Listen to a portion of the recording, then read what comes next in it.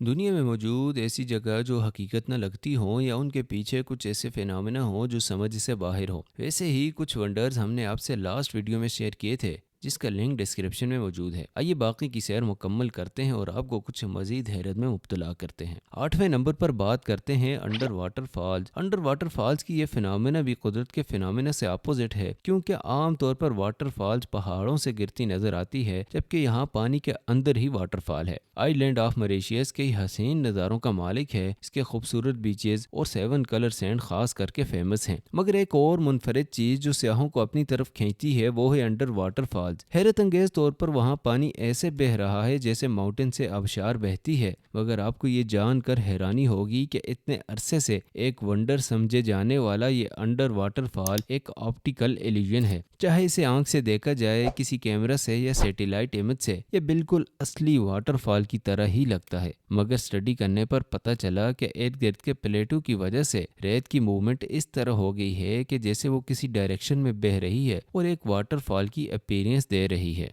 दोस्तों, 9वें नंबर पर बात करते हैं चलते फिरते पहाड़ों की। क्या आपने कभी सुना है कि इतने भारी भरकम पहाड़ एक जगह से मूव होकर दूसरी जगह गए हों? टेक्टोनिक प्लेट्स की मूवमेंट से कुछ मिलीमीटर तक तो मूवमेंट समझ में आती है, मगर तंजानिया में 55 फुट तक पहाड़ों की हरकत कुछ सस्पेशियस है, इसलिए इन्हें मूविंग माउंटेन्स कहा जाता है। लेकिन इमेजेस देखने पर वो पहाड़ कम और सैंड ड्यून ज्यादा दिखाई दे रहे हैं। तंजानिया में मौजूद 33 फुट ऊंचे और 330 फुट लंबे ये sand dunes normal sand dunes की तरह मूवमेंट नहीं करते। यहाँ पर मौजूद रेत भी नॉर्मल रेत से ज़्यादा डार्क कलर में है, क्योंकि इसमें मैग्नेटाइज्ड वोल्केनिक ऐश मौजूद है। अगर आप रेत को उछालें तो वो जुड़कर दोबारा सैंड ड्यून्स की तरफ खिंच जाती है। इसी तरह तेज चलने वाली हवाएं जब ड्यून्स की ऊपर वाली तह को आगे की तरफ चलाती हैं तो मैग्नेटिक प्रॉपर्टीज होने की वजह से बाकी रेत भी उसके साथ साथ आगे को मूव होती है और वक्त के साथ साथ ये अच्छा खासा सफर करके दूसरी जगह शिफ्ट हो जाती है। मगर हैरत की बात यह है कि इर्द गिर्द कोई वोल्केनो नहीं, तो ये मैग्नेटिक ऐश कहाँ से आती है?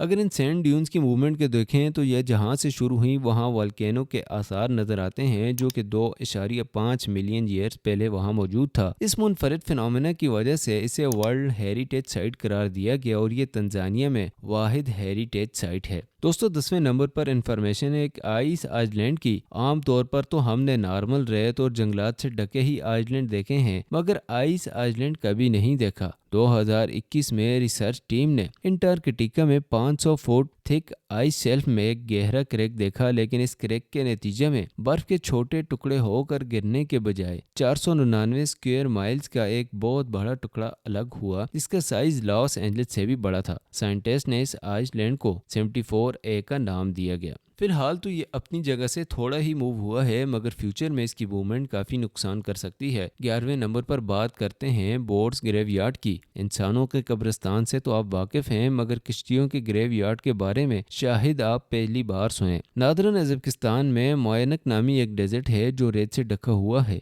मगर इसमें जगह जगह मुख्तलिफ छोटी बड़ी कश्तियाँ बिखरी पड़ी हैं, जो कि किसी भी आम इंसान को सोचने पर मजबूर कर दें कि आखिर ये सहरा में आई कैसे। लेकिन अगर हम आपको 100 साल पीछे ले चलें तो शायद ये राज खुल जाए। 100 साल पहले मोयनिक एरल सी के कोस्ट पर मौजूद एक फिशिंग पोर्ट था, मगर 1960 के बाद सोएट डैम्स की वजह से एमो रिवर और सैर दरिया की डायरेक्शन चेंज होने से एरल सी में पानी का बहाव कम होता चला गया। यहाँ तक कि सन 2000 तक 75% पानी कम हो गया और 10,000 से जायद फिशरमैन अपनी कश्तियाँ छोड़कर किसी नए रोजगार की तलाश में निकल पड़े। दोस्तों, 12वें नंबर पर है ब्रूटल बोल्टन स्ट्रेट। अगर आपसे सवाल किया जाए कि दुनिया के सबसे खतरनाक पानी के बहाव का बताएं तो यकीनन ऊंची आबशारें और तेज बहते दरिया ही आपके जहन आएंगे, या फिर वो ब्लू होल। मगर आप जान के हैरान होंगे कि एक स्ट्रेट भी कितनी खतरनाक हो सकती है। बोल्टन स्ट्रेट, जो कि वारफे रिवर से बनती है, देखने में तो बिल्कुल शैलो नजर आती है, मगर ये इस कदर गहरी और खतरनाक है कि आज तक इसमें जो भी अंदर गया वो वापस नहीं आ सका। 13वें नंबर पर बात करते हैं रेडिकुलस रॉक्स की। रेडिकुलस इंसानों से तो आप वाकिफ होंगे, चलें रेडिकुलस रॉक्स के बारे में भी जान लेते हैं। अल नसाला रॉक्स फिजिक्स और ग्रेविटी के लॉ को बिल्कुल डेंट करती हैं। सऊदी अरब में मौजूद ये रॉक्स इस तरह दरमियान से अलग हैं जैसे इन्हें किसी लेज़र की मदद से काटा गया हो, मगर हैरानकुन तौर पर वो कटाव बिल्कुल नेचुरल है। इन्हीं रॉक्स की बेस पर गौर किया जाए तो ये दोनों पहाड़ी बरकम रॉक्स सिर्फ छोटी सी बेस से ज़मीन से उठाई गई हैं। एक्सपर्ट जियोलॉजिस्ट के मुताबिक इन रॉक्स की सेपरेशन टेक्टोनिक प्लेट की मूवमेंट की वजह से बनी है, मगर एक आम बंदे की समझ से ये फिनोमेना बाहर है। दोस्तों, उसके बाद बारी है जापान की। जापान में मौजूद ये पौंड अपने ब्लू शेड्स के लिए काफ़ी मशहूर रहा है। रिसर्चर्स का मानना है कि ये रंग पौंड में मौजूद एल्यूमिनियम हाइड्रोक्साइड की वजह से है, जबकि कुछ रिसर्चर्स का कहना है कि सल्फर की वजह से पौंड की बेस ब्लीच होकर ब्लू कलर की हो गई है, जिसकी वजह से ये शेड देखने को मिलता है। 15वें और आखिरी नंबर पर बात करते हैं आइस ऑफ सहारा की। सहारा डेजर्ट दुनिया के बड़े गर्म डेजर्ट्स में से एक है। ये 3.6 मिलियन स्क्वायर माइल्स पर फैला हुआ है।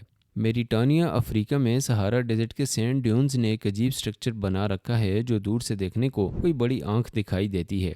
ये जाइंट आई 25 मील एरिया पर बनी हुई है और इस कदर बड़ी है कि स्पेस से भी इसे देखा जा सकता है। साइंटिस्ट की खोज के बाद ये बात सामने आई कि 100 मिलियन साल पहले यहाँ एक वॉल्केनिक इरप्शन हुई और ये उसी के बचे हुए आसार हैं, मगर कुछ का यह भी कहना है कि ये किसी मीटियोर के गिरने के निशान हैं। खैर, हकीकत किसको पता। इसी उम्मीद के साथ ये वीडियो आपके लिए इन्फॉर्मेटिव साबित हुई होगी। इसे लाइक और शेयर करना न भूलें।